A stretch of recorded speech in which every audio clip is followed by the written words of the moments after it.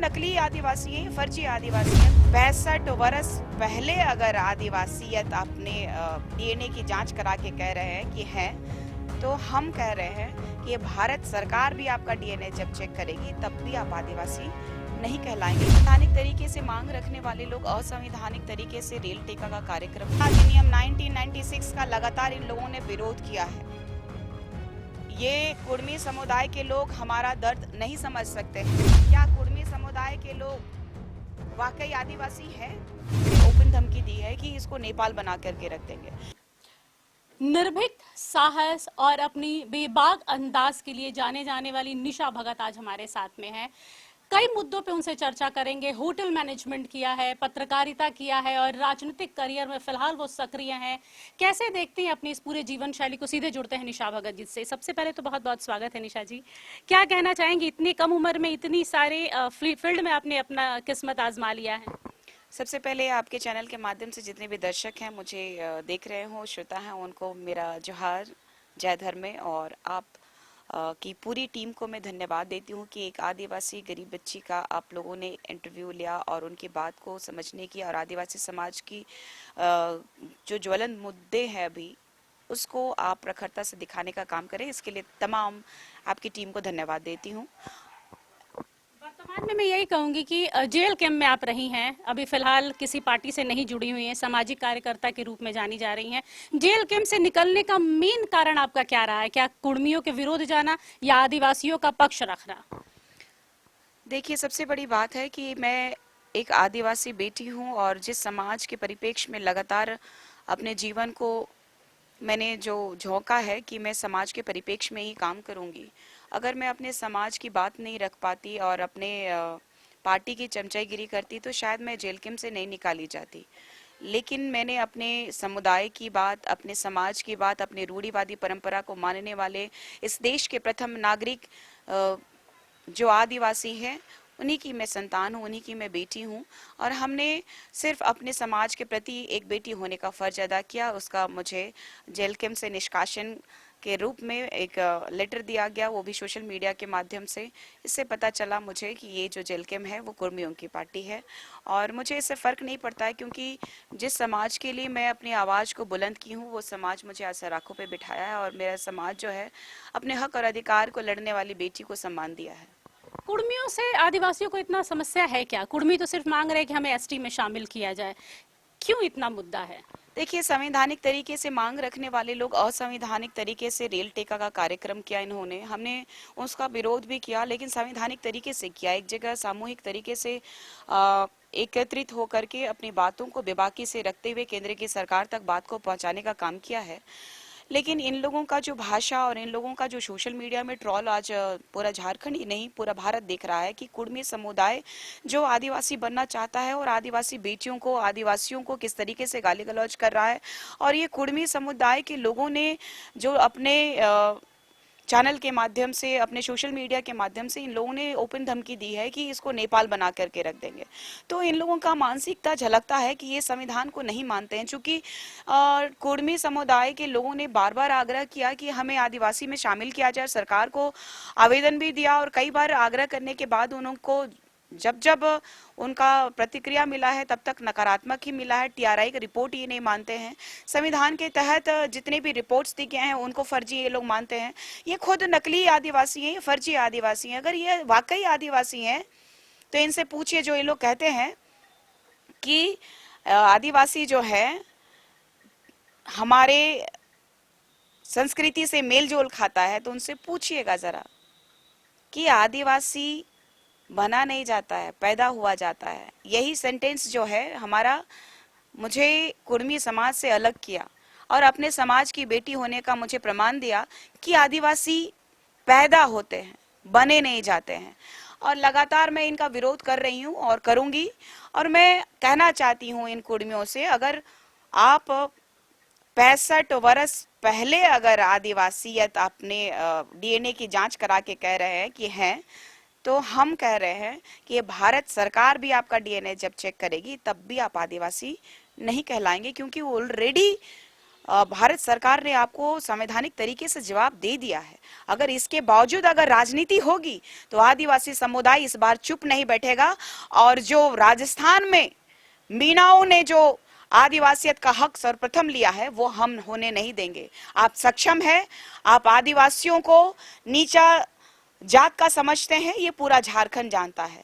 ये कुर्मी समुदाय के लोग अपने कुएं से आदिवासी और दलितों को पानी भरने नहीं देते हैं, ये आदिवासियों को नीचा समझते हैं। ये आज महज आरक्षण के लिए सिर्फ और सिर्फ राजनीति के लिए एक राजनीतिक एजेंडा बना करके पूरे झारखंड में आदिवासी और कुर्मियों को लड़ाने का काम कर रहे हैं। यानी निशा भगत यहाँ साफ तौर पर चाहती हैं कहना कि झारखंड में ऑटोनॉमी हो, यानी आदिवासियों के ऊपर आदिवासी ही राज करे, कोई और धर्म वाला ना है। देखिए, राज करने की बात नहीं है, राज करने की बात होती तो कोई बात थी। अगर राज की बात आप कह रही हैं तो हमने उनको राज करने दिया। इस झारखंड राज्य में उप मुख्यमंत्री के रूप में सुदेश महतो जी को हमने गद्दी पर बिठाया और सराखों पे भी बिठाया। लेकिन कहते हैं ना, जिस थाली में खाओ उस थाली को छेद कर दो। और इनको मैं कहना चाहती हूँ, चाहे सुदेश महतो जी हो, चाहे लंबोदर महतो जी हो, या तो फिर जेल केम के जयराम महतो जी हो, सबसे बड़ी बात है कि दुर्भाग्य का विषय है कि आज जो आप आदिवासियत का राग अलाप रहे हैं अपनी राजनीतिक एजेंडे के लिए, ऐसा ना हो कि आप केंद्र के साथ मिल करके आप जो षड्यंत्र रच रहे हैं तो कहीं ऐसा ना हो कि सुपड़ा साफ आप लोगों का हो जाए। इसीलिए सचेत रहिए। ये आदिवासियों का, ये मूलवासियों का झारखंड राज्य है। 5th शेड्यूल के तहत आने वाला ये राज्य को पूरा देश ही नहीं पूरा विश्व जानता है कि ये आदिवासियों का राज्य है। तो आदिवासियों के साथ खिलवाड़ करना आप लोगों को बहुत ही महंगा पड़ेगा। इसलिए मैं चेता रही हूँ, सचेत कर रही हूँ। आपको नहीं लगता कुर्मी समुदाय और आदिवासियों वाला हाल वही होगा जो मणिपुर में मैती और कुकी का हुआ था? उसी हिसाब से जो पूरा माहौल बन रहा है, रेल टेका में हमने देखा किस तरीके से था, और अभी अमूमन काफी दिनों से हम देख रहे हैं आदिवासी वर्सेस कुर्मी, आदिवासी वर्सेस कुर्मी, यही चल रहा है। तो लगता नहीं है कि भविष्य में कुछ इस तरीके से हो? देखिए, सबसे बड़ी बात है कि कोई भी आदिवासी नहीं बन सकता है, इसमें कोई दो राय नहीं है। अगर वो हमारे सुंदर झारखंड राज्य को अशांति अगर वो लोग फैलाने की जो मंशा इन लोगों की चल रही है, तो इन लोगों को इस बार पूरा झारखंड से पाकिस्तान भेजने का काम, बांग्लादेश भेजने का काम ये आदिवासी समाज करेगी। अगर निशा भगत पॉलिटिशियन नहीं होती तो क्या आम जनता के लिए उन्हें, यानी खासतौर पे कुर्मियों को आदिवासी में शामिल करने का कोई सॉफ्ट कॉर्नर आपके दिल में होता? पॉलिटिशियन है, शायद ये हो सकता है भाई राजनीति अपनी चमकानी है तो चलो कुर्मियों को बोल दे कि उन्हें आदिवासी क्यों बनाना। लेकिन अगर आप आदिवासी नहीं होती या आदिवासी होते हुए भी राजनीति में नहीं होती तो भी आपका यही परसेप्शन रहता? सबसे बड़ी बात है कि आदिवासी खुद में एक ब्रांड है। ना बीजेपी ना कांग्रेस, इस पूरे भारत में जो आदिवासी हैं वो इस देश के मूल नागरिक हैं। और इस आदिवासियों के जमीनों में ये भारत बसा है। तो ये भूलिए मत कि आदिवासियों का ये भारत है। और आदिवासी समुदाय कभी भी विकास का विरोधी नहीं रहा है। और पूरे भारत के लोगों को पता है, चाहे ये देश का माननीय प्रधानमंत्री ही क्यों ना हो, उनको भी पता है, चाहे विपक्ष के राहुल गांधी जी हो, उनको भी पता है। और अगर बीजेपी ये झुंझुना थमा दी है कि इस देश का संवैधानिक तरीके से प्रथम नागरिक जो बना दिया गया है यहाँ की राज्यपाल रही महामहिम द्रौपदी मुर्मू जी को, तो उनका सम्मान करती हूँ मैं केंद्र की सरकार का। लेकिन अगर राजनीति का शिकार हमें बनाया गया तो मुंह तोड़ जवाब दिया जाएगा। इस केंद्र को भी हिलाने का काम किया जाएगा, क्योंकि भारत की 102 लगभग सीटों में आदिवासियों का प्रभाव है, जो लोकसभा की सीट है। तो हम पूरे देश को हिलाने का काम कर सकते हैं। और मैं इन लोगों को चिताना चाहती हूँ, केंद्र में बैठे हुए नरेंद्र मोदी जी को मैं भी कहना चाहती हूँ कि आदिवासी इस देश का प्रथम नागरिक है। अगर कुर्मी समुदाय के लोग आदिवासी हैं तो क्या कभी इन लोगों ने जो 12 वर्षों में जनी शिकार होता है, क्या इन लोगों की माताएं बहनें जनी शिकार करने निकली हैं? नहीं निकली हैं। तो इस बार 12 साल पूरा हो रहा है, चाहे वो जंगल के जंगली जानवर हो, चाहे हमारे समाज को आघात पहुंचाने वाले कूटनीतिज्ञ राजनीतिज्ञकार हो, सबका शिकार हमारे समाज की जनी लोग इस बार करेगी। मिशनरीज में जो धर्मांतरण हो रहा है उसको लेकर निशा भगत क्या सोचती हैं? क्या बदलना चाहिए, या अपनी स्वेच्छा से लोग जो धर्मांतरण कर रहे हैं उसको क्या बोलेंगे? देखिए, जो लोग अपनी स्वेच्छा से धर्मांतरण कर रहे हैं, इस भारत में सबको आजादी है कि अपना धर्म त्याग करके दूसरे का धर्म अपना सकते हैं। तो अपना धर्म को त्याग करके अगर जो लोग दूसरे का धर्म अपनाए हैं तो उनका भी सम्मान कीजिए और उस धर्म का मान रखिए। इतना ही कहना चाहूंगी कि हमारे समाज पे बस आघात ना पहुंचाए, अन्यथा किसी भी चाहे हिंदू हो, मुसलमान हो, सिख हो, ईसाई हो, इन सब से पहले आदिवासी है, धर्म से पहले आदिवासी है। तो इन लोगों को चेताना चाहती हूँ कि आदिवासी समुदाय के साथ खिलवाड़ करना बंद कीजिए।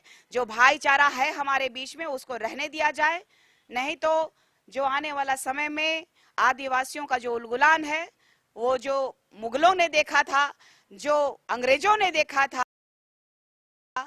वो देखने को फिर से मिलेगा। सरना धर्म की स्थापना को लेकर आप लगातार चर्चा में रही हैं, क्या सोच रही हैं, क्या भविष्य है सरना धर्म का?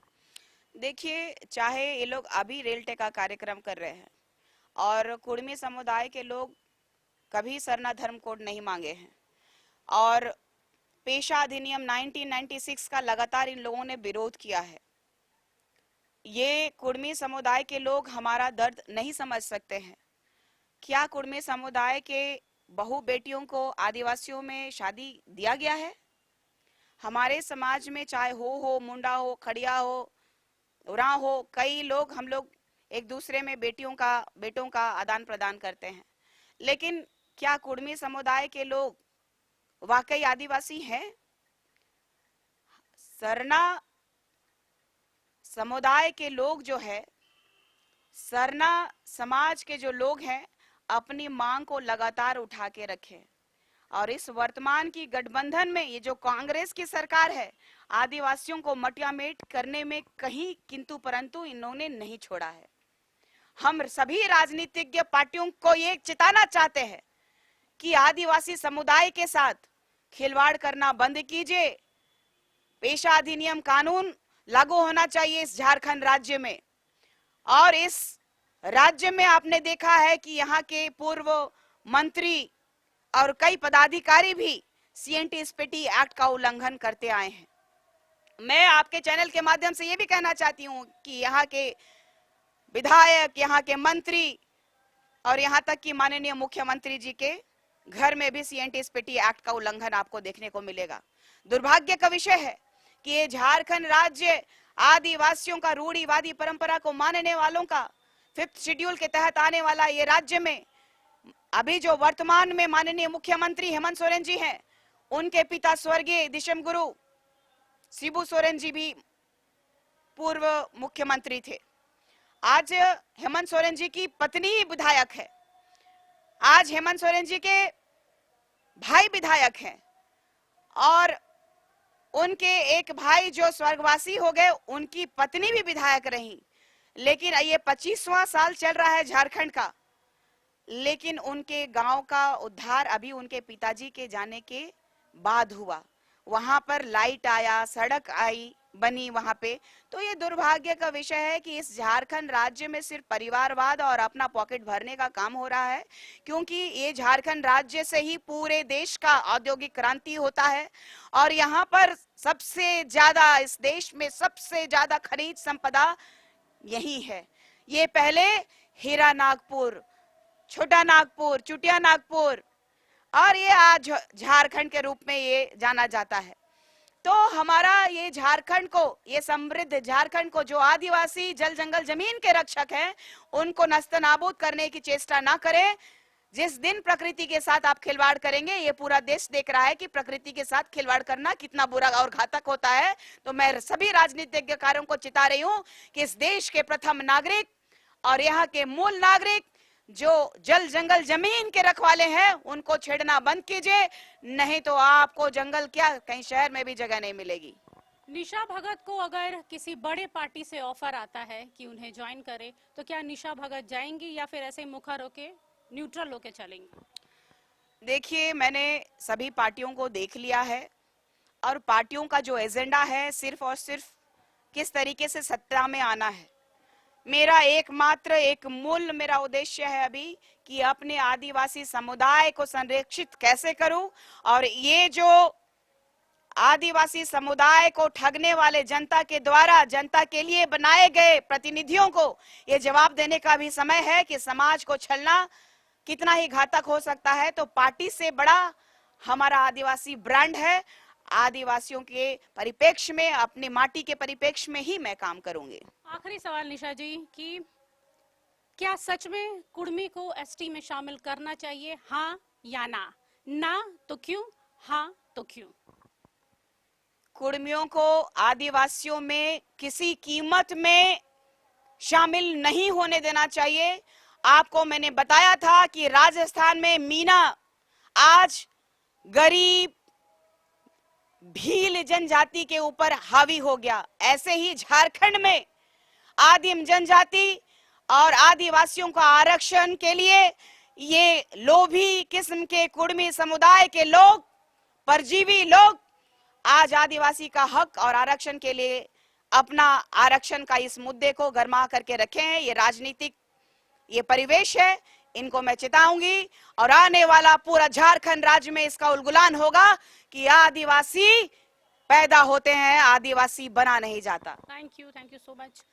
ये थी निशा भगत जिन्होंने खुलकर कहा है कि आदिवासी पैदा होते हैं, बनते नहीं हैं। यानी साफ तौर पर इन्होंने अपना विरोध दिखा दिया है कि कुर्मी समाज को एसटी में शामिल नहीं करना है।